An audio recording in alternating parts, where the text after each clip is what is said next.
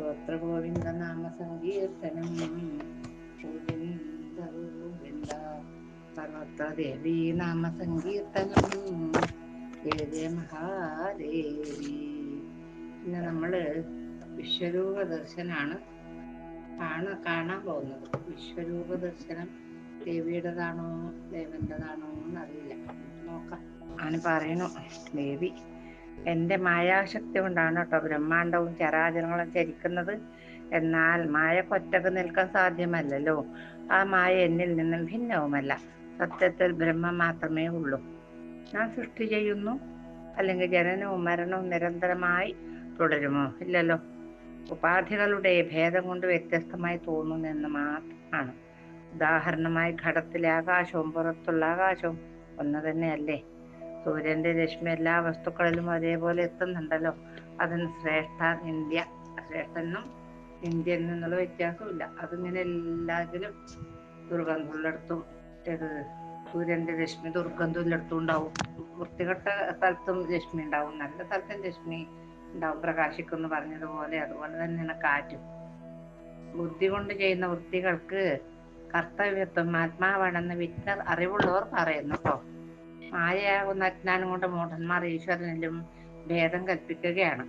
വിശ്വം മുഴുവൻ എന്നിൽ തന്നെ നിലനിൽക്കുന്നു. സൂക്ഷ്മ ശരീരമായിട്ടും വിരാട് സ്വരൂപമായിട്ടും ഞാൻ തന്നെയാണ് ഇരിക്കുന്നത്. ഗൗരിയും ലക്ഷ്മിയും സരസ്വതിയും ബ്രഹ്മാദി ദേവകളും ഒക്കെ ഞാൻ തന്നെയാണ്. ഈ വിശ്വത്തിലെ സർവ്വചരാചരങ്ങളും ഞാൻ തന്നെ. ഞാൻ മാറി നിന്ന പിന്നെ ഒന്നുമില്ല, ചരാചരങ്ങൾക്ക് നിലനിൽപ്പേ ഇല്ലാതാവും. ഉണ്ടെന്ന് പറയുന്നവൻ വന്ധ്യയുടെ പുത്രൻ സമനാണ്. പ്രസവിക്കാതെ വളർത്ത ഒരു കുട്ടിയുണ്ട് പറഞ്ഞാൽ വിശ്വസിക്കാൻ പറ്റൂലല്ലോ. അതുപോലെയാണ് ചിലപ്പോൾ കയറിനെ മാലയായും സർപ്പമായും തെറ്റിദ്ധരിക്കുന്നുണ്ടല്ലോ.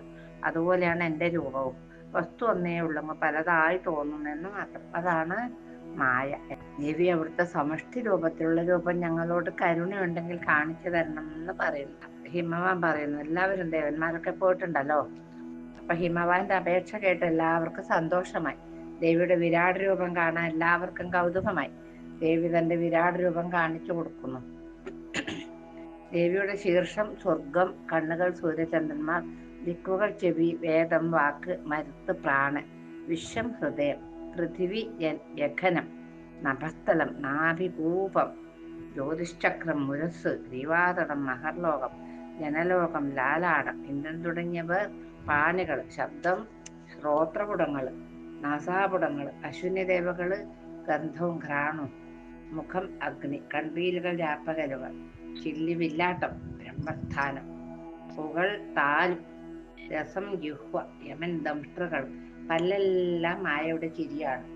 കടക്കൺ കൊണ്ട് സൃഷ്ടി, ഉത്തരോഷ്ടമായി ലജ്ജ, അധരം ലോഭം, ധർമ്മപൃഷ്ഠം. പ്രജേശൻ ദേവിയുടെ ഉൽപ്പത്തി സ്ഥാനമാണ്. സമുദ്രം കുക്ഷിയാണ്. അസ്ഥിസഞ്ജയം പർവ്വതങ്ങളാണ്. സന്ധികള് നദികളാണ്. രോമങ്ങൾ വൃക്ഷ സഞ്ചയമാണ്. കൗമാര യൗവന ദശാഭേദങ്ങൾ നടത്താം. മേഘം പുരികുഴലാണ് ദേവിയുടെ. സന്ധ്യ ഉടയാടയാണ്. ചന്ദ്രൻ മനസ്സാണ്. വിജ്ഞാനം ഹരിയാണ്. അന്ധക്കരണമാണെങ്കിലോ അത് രുദ്രനാണ് കേട്ടോ. അശ്വം, പാമ്പ് തുടങ്ങിയ ജന്തുക്കൾ സോണീദേശം, കടിദേശത്തിന് താഴെയായി അതലാദികൾ ഒക്കെയും. ഇപ്രകാരം ദേവിയുടെ വിരാട് രൂപം അവർക്ക് ദർശനീയമായി. വിരാട് രൂപത്തിന് നാവ് കൊണ്ട് ഭുവനമെല്ലാം നക്കുന്നതായി അവർ കണ്ടു.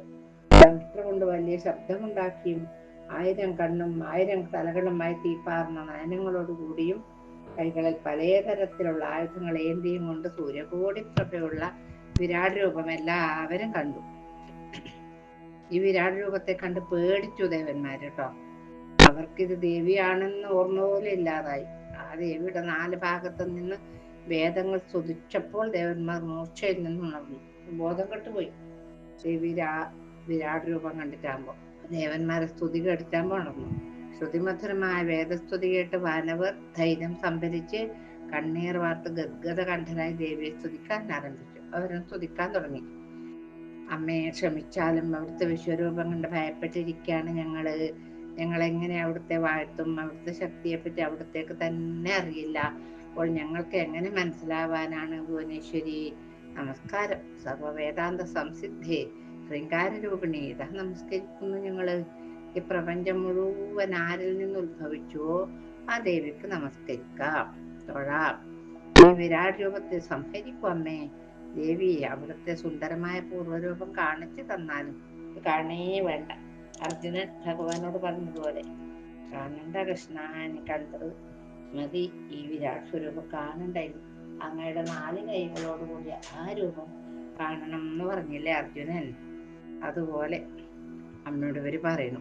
സൂര്യന്മാരും മറ്റും തന്റെ വിരാട് സ്വരൂപത്തെ കണ്ട് ഭയപ്പെട്ടത് മനസ്സിലാക്കി ദേവി തന്റെ രൂപം സംഹരിച്ചു. ആ വലിയ ഗംഭീരമായ രൂപം അകത്ത് അടക്കി അമ്മ. എന്നിട്ടോ മഞ്ജുളാകൃതിയുള്ള സുന്ദരമായ രൂപം അവർക്ക് ദൃശ്യമാക്കി. മനോരഞ്ജകമായ ആ രൂപം കണ്ട് അവരുടെ ഭയമില്ലാതായി. അവർ സന്തോഷത്താൽ ഗദ്ഗത കണ്ഠരായി ഭക്തിയോടെ തൊഴുതു നിന്നു. അങ്ങനെയാണ് ദേവിയുടെ വിശ്വരൂപം കണ്ടപ്പോൾ ദേവന്മാരായി ആയിപ്പോയത്. അപ്പൊ ഭാഗ്യമുള്ള നിങ്ങൾക്ക് ഞാൻ എൻ്റെ വിരാട് രൂപം കാണിച്ചു. കുറച്ച് ഭാഗ്യം ഉണ്ടായതുകൊണ്ടാണ് കാണാൻ പറ്റിയതെന്ന് അമ്മ അവരോട് പറയുന്നു. തന്നത് കാണിച്ചു തന്നതെന്ന് പറയുന്നു അമ്മ. എനിക്ക് നിങ്ങളോടുള്ള ഭക്തവാത്സല്യത്തിന്റെ ആധിക്യം കൊണ്ടാണ് കേട്ടോ. എൻ്റെ കൃപയില്ലെങ്കിൽ യജ്ഞം, തപം, ധ്യാനം, വേദപഠനം, അഷ്ടാംഗയോഗം തുടങ്ങിയവ കൊണ്ടൊന്നും എൻ്റെ ഈ രൂപം കാണാൻ സാധ്യമല്ല. ഓരോരുത്തരും അവരുടെ കർത്തൃത്വം കൊണ്ട് ധർമ്മവും അധർമ്മവുമായ കർമ്മങ്ങൾ കാരണമായി നാനായോനികളിൽ ജനിച്ച് സുഖവും ദുഃഖവും അനുഭവിക്കുന്നു. ആ കർമ്മങ്ങളുടെ ഗുണഭേദങ്ങൾ കാരണം സുഖത്തിനും ദുഃഖത്തിനും ഏറ്റക്കുറച്ചിലുകൾ ഉണ്ടാവും. നമ്മൾ ചെയ്യുന്ന കർമ്മങ്ങളുടെ സംസ്കാരത്തെ അനുസരിച്ചായിരിക്കും നമ്മുടെ ജനനവും. ഇതിന് അവസാനമില്ലാതെ ഇങ്ങനെ ചക്രം കറങ്ങും പോലെ കറങ്ങിക്കൊണ്ടേയിരിക്കും. ജനനം മരണം, ജനനം മരണം, ഇത് തന്നെ. ഇതിന് അവസാനമില്ല. ഘടികാരത്തിന് വിരാമമില്ലാത്തതുപോലെ ഈ ദേഹവും ജനിച്ചും മരിച്ചും സുഖ ദുഃഖങ്ങൾ ഭുജിക്കുന്നു. ഇതിന് കാരണം അജ്ഞാനം തന്നെ. അതിൽ നിന്ന് കാമവും പിന്നീട് കർമ്മവും ഉണ്ടാകുന്നു. അതുകൊണ്ട് അജ്ഞാനമില്ലാതെ അവൻ നിരന്തരം യത്നിക്കണം. അജ്ഞാനത്തെ ഇല്ലാതാക്കിയേ പുരുഷാർത്ഥങ്ങളും ജീവൻ മുക്തത്വവും ലഭിക്കും. അജ്ഞാനത്തെ നശിപ്പിക്കാൻ വിദ്യക്ക് മാത്രമേ കഴിയുകയുള്ളൂ താനും. അജ്ഞാനം ഇല്ലാതാക്കാൻ കർമ്മത്തിന് സാധ്യമല്ല കേട്ടോ. വിദ്യക്ക് മാത്രമേ അത് ഇല്ലാതാക്കാൻ പറ്റുള്ളൂ. കർമ്മങ്ങൾ അനർത്ഥങ്ങളാണ് ഉണ്ടാക്കുക. അതുകൊണ്ട് തന്നെ രാഗദ്വേഷങ്ങളും ആപത്തും വന്നു ചേരുന്നു. അതിനാൽ പ്രയത്നം ചെയ്തും ജ്ഞാനം സമ്പാദിക്കണം. കർമ്മം ചെയ്യുക എന്നുള്ള ശ്രുതിവാക്യം അനുസരിച്ച് കർമ്മം പ്രധാനം തന്നെയാണ്. ജ്ഞാനം കൊണ്ട് മുക്തി ലഭിക്കും. ജ്ഞാനവും കർമ്മവും ഒപ്പം പോകുന്നു എന്നുള്ള ചിലരുടെ വാദത്തിന്റെ ഖണ്ഡനമാണ് ഇവിടെ കാണുന്നത്. ജ്ഞാനം ഹൃദയഗ്രന്ഥി ഭേദിക്കും. ജ്ഞാനം ഉദിക്കുമ്പോൾ അന്ധക്കരണ വൃത്തികൾ താനേ അടങ്ങും. അന്ധക്കരണത്തിന്റെ പ്രചോദനം കൊണ്ടാണ് കർമ്മം ഉണ്ടാവുന്നത് തന്നെ. അന്ധക്കരണ വൃത്തികളാണെങ്കിലോ അതില്ലാതാവുന്ന സമയത്ത് കർമ്മങ്ങൾ അവസാനിക്കും. ഇരുട്ടിനെ ഇരുട്ടുകൊണ്ട് ഇല്ലാതാക്കാൻ പറ്റില്ലല്ലോ. പ്രകാശം തന്നെ വേണ്ടേ. അജ്ഞാനത്തിനെ ഇല്ലാതാക്കാൻ അജ്ഞാനത്തിൽ നിന്ന് തന്നെ ഉണ്ടായ കർമ്മത്തിന് സാധ്യമല്ല എന്നാണ് ഞാൻ പറഞ്ഞതിന്റെ അർത്ഥം. വാച്യാർത്ഥ വൈരുദ്ധ്യം കൊണ്ട് ഈ ഐക്യം ഉണ്ടാക്കാൻ പറ്റില്ല. ഭേദമില്ലാതാക്കാൻ ലക്ഷണം ഉപയോഗിക്കണം. ജീവന് സർവജ്ഞത്വം, പരിച്ഛിന്നത്വം തുടങ്ങിയ നികൃഷ്ടധർമ്മങ്ങളും ഈശ്വരന് സർവജ്ഞത്വം, വ്യാപകത്വം തുടങ്ങിയ ഉത്കൃഷ്ടധർമ്മങ്ങളും ഉള്ളതുകൊണ്ട് വിരുദ്ധ ധർമ്മവിശിഷ്ടങ്ങളായ ജീവേശ്വരന്മാരുടെ ഐക്യം ലക്ഷണയാൽ ഉണ്ടാക്കണം. ചൈതന്യത്തെ ലക്ഷ്യമാക്കിയാലോ ഐക്യമുണ്ടാകും. ഐക്യബോധം ഉണ്ടായാലോ അഭേദ്യമായിട്ടൊന്നാകും. എല്ലാം കൂടെ ഒന്നും. പഞ്ചീകൃതമായ ഭൂതങ്ങളിൽ നിന്നാണ് ഈ സ്ഥൂല രൂപം ഉണ്ടായത്. ഈ ദേഹം ഭോഗാലയമാണ്, കർമ്മത്തിന് കാരണമാകുന്നു.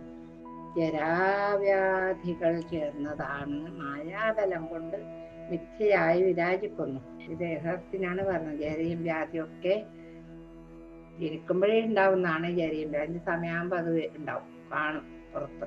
5 കർമ്മേന്ദ്രിയങ്ങളും 5 പ്രാണങ്ങളും മനസ്സും ബുദ്ധിയും ചേർന്ന സൂക്ഷ്മദേഹമാകും. അപഞ്ചീകൃതമായ ഭൂതത്തിൽ നിന്നുണ്ടായ സൂക്ഷ്മദേഹം സുഖാദിബോധം ഉണ്ടാക്കുന്ന 2ാമത്തെ ഉപാധിയാണ് കേട്ടോ. 3ാമത്തെ ഉപാധിയായ അജ്ഞാനം അനിർവാച്യവും അനാദികവുമാണ്. ഇത് കാരണദേഹമായി ശോഭിക്കുന്നു. കേവലമായ ആത്മാവിൽ ഉപാധികൾ നശിക്കുമ്പോൾ പഞ്ചകോശങ്ങൾ ഈ ദേഹത്തിന്റെ ത്രയമധ്യത്തിൽ നിൽക്കുന്നു. കോശങ്ങൾ ഇല്ലാതാവുമ്പോൾ ബ്രഹ്മജ്ഞാനം ഉണ്ടാകും. അതാണ് എൻ്റെ രൂപം. ഇതല്ല നേതി നേതി എന്ന് പറഞ്ഞ് ശേഷിക്കുന്നത് ബ്രഹ്മ. ആരും ജനിക്കുന്നില്ല, ആരും മരിക്കുന്നില്ലല്ലോ. ആത്മാവ് ശാശ്വതനാണ്. അതിന് നാശമില്ലെന്ന് ആർക്കും ബോധം വരുന്നതുമില്ല. കൊന്നവൻ വിചാരിക്കുന്നു ഞാനാണ് കൊന്നതെന്ന്. മരിച്ചവൻ വിചാരിക്കുന്നു ഞാനാണ് കൊല്ലപ്പെട്ടതെന്ന്. എന്നാൽ ആരും ആരെയും കൊല്ലുന്നുമില്ല, കൊല്ലപ്പെടുന്നുമില്ല. അണുക്കളിൽ അണുവായി, മഹത്തിൽ മഹത്വമായി ഹൃദയത്തിലുള്ള ഈശ്വരൻ വാഴുന്നു. ചിത്തം തെളിയുമ്പോൾ അത് സങ്കല്പ വികല്പങ്ങളില്ലാത്തതാണെന്ന് മനസ്സിലാകുന്നു. ദേഹത്തെ ഒരു രഥമായി കരുതണം, ആത്മാവിന് സ്വാമിയായി.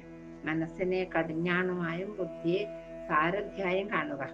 ഇന്ദ്രിയങ്ങളാണ് കേട്ടോ അശ്വങ്ങള്, വിഷങ്ങളും നിരത്തുകളുമാണ്. വിഷമയമായ നിരത്തിലൂടെ നമ്മുടെ ഇന്ദ്രിയങ്ങളാകുന്ന കുതിരകൾ ഇങ്ങനെ പാഞ്ഞു പാഞ്ഞു പാഞ്ഞു പാഞ്ഞു പാഞ്ഞു പോവുകയാണ്. മനസ്സ് സ്വന്തം അധീനത്തിലല്ലാത്തവൻ ദുഷ്കർമ്മിയാവും, അവിവേകിയുമാവും. ഈ സംസാരത്തിൽ തന്നെ ഇങ്ങനെ കിടക്കും, ഭഗവത് പദം പ്രാപിക്കുകയില്ല. എന്നാൽ ജിതേന്ദ്രനും അറിവുള്ളവനും സത്കർമ്മം ചെയ്താൽ പുനർജന്മമില്ലാതെ ഭഗവത് പദം പ്രാപിക്കാം. വിജ്ഞാനമാകുന്ന തേരാളിയോടുകൂടി ഇന്ദ്രനിഗ്രഹം ചെയ്താൽ അവസാനം എന്റെ പരമപദം പ്രാപിക്കും. ശ്രവണവും മനനവും ചെയ്ത ആത്മാവിനെ മനസ്സിലാക്കി ഏകാഗ്രമായി ആത്മസ്വരൂപമായ എന്നെ നിരന്തരം ധ്യാനിക്കുക. അഷ്ടാംഗയോഗത്തിന് മുമ്പായി തന്നെ മായാബീജാക്ഷരത്രയ മന്ത്രങ്ങൾ കൊണ്ട് ധ്യാനത്തിനായി ഹൃദയത്തിൽ ധരിക്കണം കേട്ടോ എന്ന് പറഞ്ഞു കൊടുക്കുകയാണ്. ഹാകാരം എന്റെ സ്ഥൂലദേഹമാണ്, ാകാരം സൂക്ഷ്മദേഹവുമാണ്. ഇകാരം കാരണാത്മാവാണ്. ഹ്രീങ്കാരം എന്റെ തുരീയകവുമാണ്. ഇപ്രകാരം സമഷ്ടിദേഹത്തിൽ ബീജത്രയത്തെ മനസ്സിലാക്കി സമഷ്ടിയും വൃഷ്ടിയും ഒന്നാണെന്ന് അറിവുള്ളവൻ കരുതണം. സമാധിയിലെത്തുന്നതിന് മുമ്പ് ഇപ്രകാരം ഞാനാകുന്ന ജഗദമ്പയെ കണ്ണടച്ച് ധ്യാനിക്കണം കേട്ടോ. പഞ്ചപ്രാണങ്ങളെ പ്രാണായാമം കൊണ്ട് സമമായി നിർത്തി ദേഹേച്ഛയെ ഉപേക്ഷിച്ച് മത്സരബുദ്ധിയും ദ്വേഷചിന്തയും കൂടാതെ ഏകാന്തമായ പ്രദേശത്തിൽ സാഗരം സ്ഥൂലദേഹത്തെ എന്നുള്ള സൂക്ഷ്മദേഹത്തിൽ ജാന്ന് പിടിച്ചു നിർത്തണം. കാരണാത്മാവിനെ സ്ഥൂലദേഹത്തെ സൂക്ഷ്മദേഹത്തിൽ പിടിച്ചു നിർത്തണം. കാരണാത്മാവിനെ ഹൃങ്കാരത്തിൽ അടക്കണം.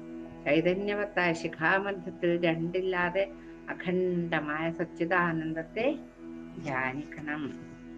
അപ്രകാരം എന്നെ സാക്ഷാത്കരിക്കുന്ന പുരുഷൻ എന്നിൽ സാരൂപ്യം പ്രാപിക്കും, പിന്നെ എന്നിൽ വിലയിക്കുകയും ചെയ്യും. എന്റെ പരമപ്രധാനമായ രൂപത്തെ യോഗാഭ്യാസം കൊണ്ട് കാണാൻ സാധിച്ചാൽ അവന്റെ അജ്ഞാനം പൂർണ്ണമായും നശിക്കും. അജ്ഞാനം കൊണ്ടാണ് ഇങ്ങനെയൊക്കെ എന്തൊക്കെയോ പറയാനും ചെയ്യാനും ഒക്കെ തോന്നുന്നത്. ആ ജ്ഞാനം പോയി കഴിഞ്ഞാൽ സമാധാനായി, ജ്ഞാനം ഉദിച്ചുവല്ലോ. ജ്ഞാനം ഉദിച്ചാൽ പിന്നെ വേണ്ടാത്ത ചിന്തയും വേണ്ടാത്ത കളിയും ഒന്നും ഉണ്ടാവില്ല എന്ന് പറയുന്നു. അങ്ങനെ ജഗദംബിക തന്റെ ഭക്തന്മാരായ ദേവന്മാർക്ക് ഉപദേശം കൊടുക്കുന്നതോടുകൂടി ഇന്നത്തെ ഭാഗം ജഗദംബയിൽ സമർപ്പിച്ചു. കായേന വാചാ മനസേന്ദ്രിയർവാ ബുദ്ധ്യാത്മനാ വാ ഹൃദയ സ്വഭാവ കരോമി യദ്യൽ സകലം പരസ്മൈ നാരായണായേതി സമർപ്പയാമി.